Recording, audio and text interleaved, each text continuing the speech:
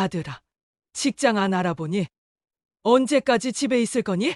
그러자 아들이 젓가락을 탁 내려놓으며 대꾸했습니다. 내가 알아서 알게 왜 자꾸 참견이야? 안녕하세요. 저는 67살 김수는이라고 합니다. 20년 전 사별한 남편 없이 아이 둘을 키웠고 큰 아이는 제 몫을 다해 갔지만 작은 아이는 40이 넘도록 제 곁을 떠나지 못했습니다. 아침마다 반복되는 풍경이 있습니다. 부엌에서 밥을 차려놓으면 40이 넘은 제 아들이 졸린 눈을 비비며 방에서 나옵니다. 엄마, 밥 있지? 이 한마디가 제 하루의 시작을 알립니다. 제 마음은 늘 무겁습니다. 사람들은 저 나이쯤이면 부모 곁을 떠나 제 가정을 꾸리고 살아가지만 제 아들은 여전히 이 집에 얹혀 살고 있으니까요. 아들은 대학 졸업 후 몇 번 직장을 잡았습니다. 그러나 첫 직장은 석 달, 두 번째는 두 달, 세 번째는 한 달도 채우지 못하고 돌아왔습니다. 그때마다 그는 말했습니다. 엄마, 회사 분위기가 너무 독특해서 견디기 힘들어요. 상사가 저를 인정하지 않아요. 사람들이랑 어울리기 너무 힘들어요. 처음에는 이해하려 했습니다. 세상이 점점 각박해지고 직장 생활이 쉽지 않다는 것을 저도 압니다.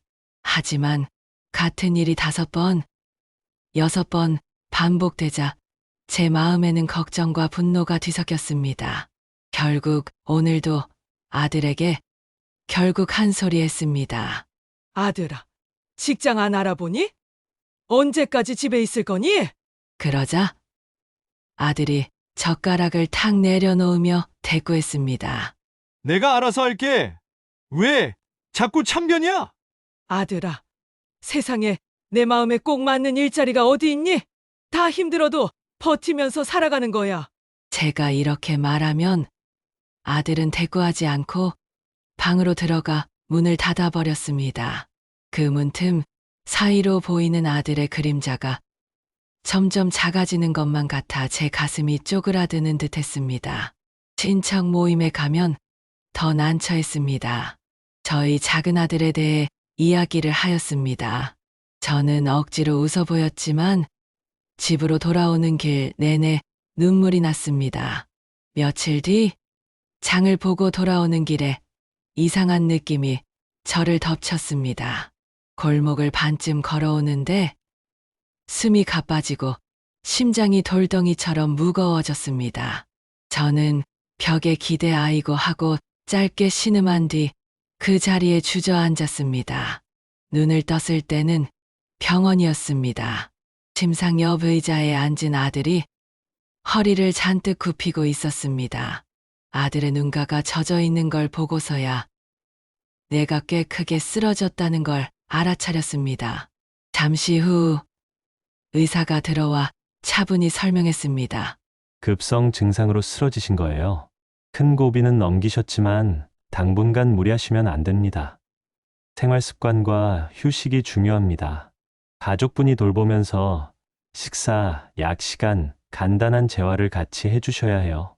아들은 고개를 힘주어 끄덕였습니다. 제가 하겠습니다. 제가 다 할게요.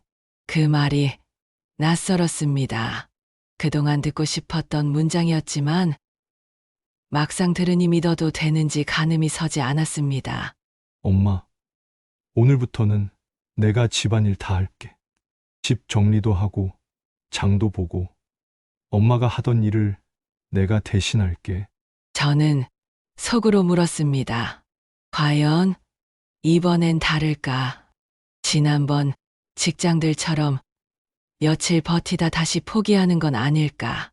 그런데 아들의 표정이 달라져 있었습니다. 변명도 체념도 없었습니다. 죄책감과 결심만 남은 얼굴이었습니다. 이번 기간은 일주일로 잡혔습니다. 아들은 식사 시간이 되면 영양사가 가져다 준 밥을 받아 깔끔하게 그릇을 놓고 차곡차곡 반찬 뚜껑을 열어 배치했습니다. 뜨거우니까 조심해요. 너무 빨리 드시면 안 돼요. 아들의 목소리는 낮고 조심스러웠습니다. 저는 그 목소리를 들으며 마음속에서 서서히 무언가가 녹아내리는 걸 느꼈습니다. 다음 날 아들은 퇴근 복장을 한 사람처럼 병실 문을 열었습니다. 엄마, 내일부터 아르바이트라도 시작할게요. 병원비도 나가고 약도 사야 하고 집세도 밀리면 곤란하니까. 무슨 아르바이트? 동네 창고에서 물류 분류하는 일이요. 새벽에 시작하지만 낮에는 엄마 옆에 있을 수 있어요. 그래. 다만 무리하지는 마라. 그날 밤 아들은 집에 가서 세탁기를 2번 돌렸다고 했습니다.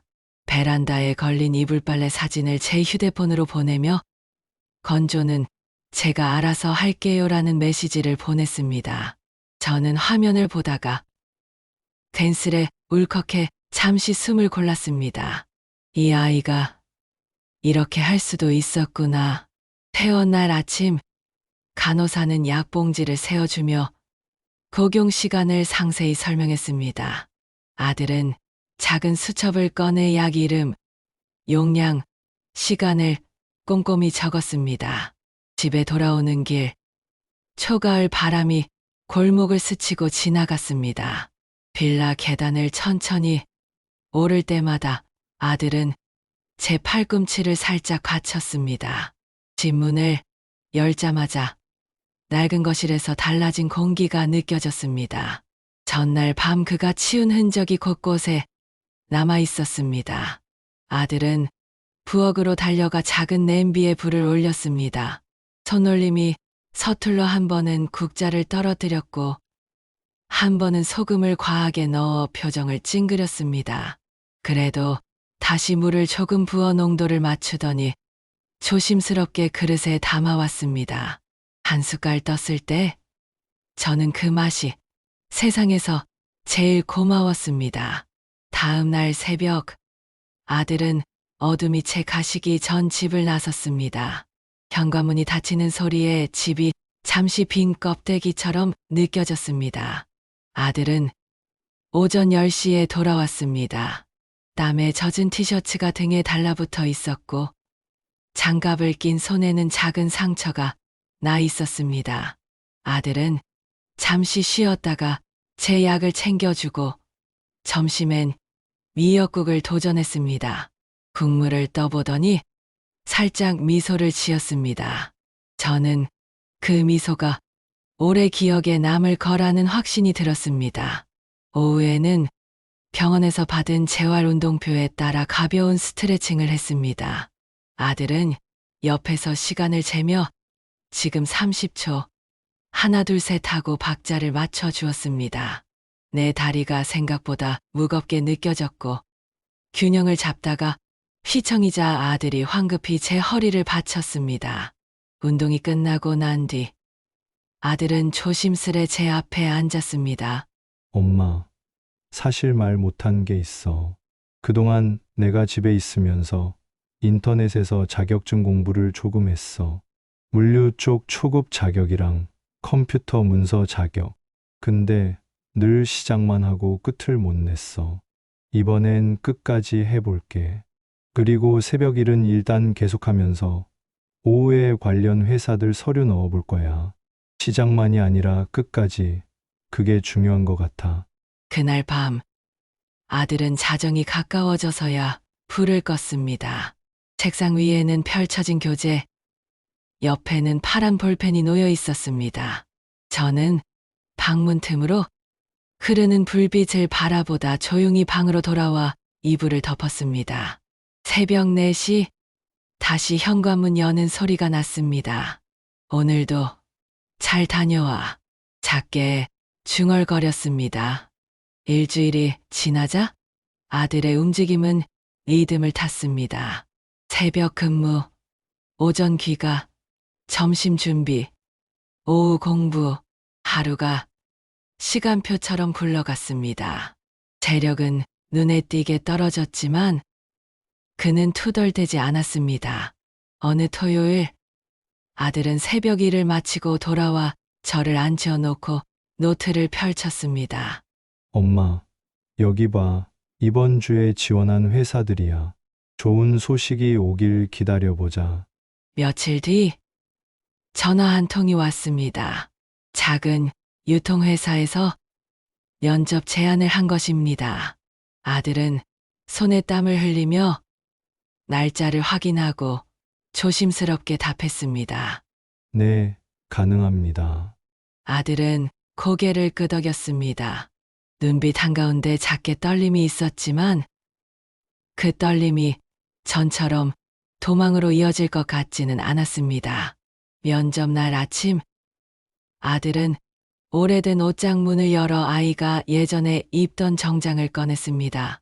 집을 나서는 아들의 뒷모습이 현관문에 걸린 신발장 거울에 비쳤습니다. 문이 닫히고 저는 손가락으로 그 문틀을 한 번 쓰다듬었습니다.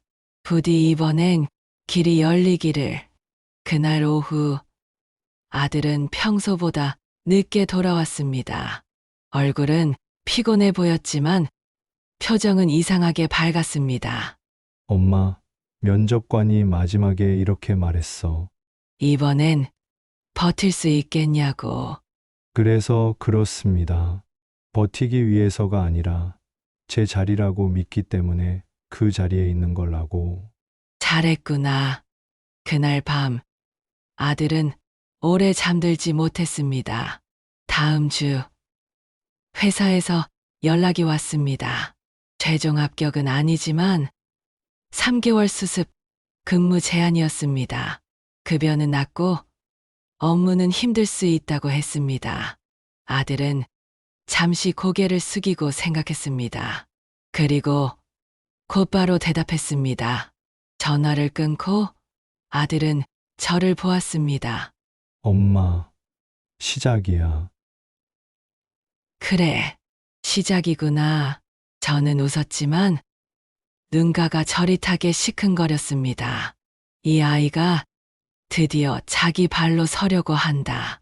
수습 첫날, 아들은 새벽 아르바이트를 과감히 정리하고 정시에 출근했습니다. 저녁 무렵, 아들은 지친 얼굴로 돌아왔습니다. 그러나 문을 열고 들어오며 활짝 웃었습니다. 식탁에 앉아 밥을 먹는데 아들은 젓가락을 내려놓고 제 눈을 똑바로 바라보았습니다. 엄마, 나 달라지고 싶었어. 엄마가 아플 때 내 뒤에 숨는 사람이 되고 싶지 않았어. 그래서 이번엔 도망 안 갈게. 그 약속 내가 믿어도 되니? 응, 믿어줘. 그날 밤 저는 머리맡 탁자 위에 놓인 약봉지를 정리하면서 생각했습니다. 병이라는 건 누군가의 삶을 무너뜨리기도 하지만 어떤 인연을 다시 세우기도 한다는 걸. 우리의 경우는 후자이기를 간절히 바랐습니다. 다음 날부터 아들은 한결같이 출근했습니다. 3달이 지나 아들은 수습 기간을 마쳤습니다. 정식 계약을 맺었다는 소식을 들려주며 주머니에서 작은 봉투를 꺼내 제 손에 쥐어주었습니다. 엄마, 이건 첫 월급이야. 많이는 아니지만 엄마 약값은 내가 책임질게. 그 순간 제 눈에 눈물이 고였습니다. 아들아, 돈이 중요한 게 아니다. 내가 이렇게 책임을 지려는 마음이 가장 값진 거야. 늦게 철든 아들이지만 지금의 그 모습이면 충분했습니다. 비로소 저는 안도하며 마음 깊이 속삭였습니다. 이제야 너도 진짜 어른이 되었구나. 늦게 철이 든 아들이지만 지금처럼 한 걸음씩 나아가는 모습이 제겐 가장 큰 선물입니다. 제 이야기를 들어주셔서 감사합니다. 여러분의 공감과 응원이 큰 힘이 됩니다. 구독과 좋아요 부탁드립니다.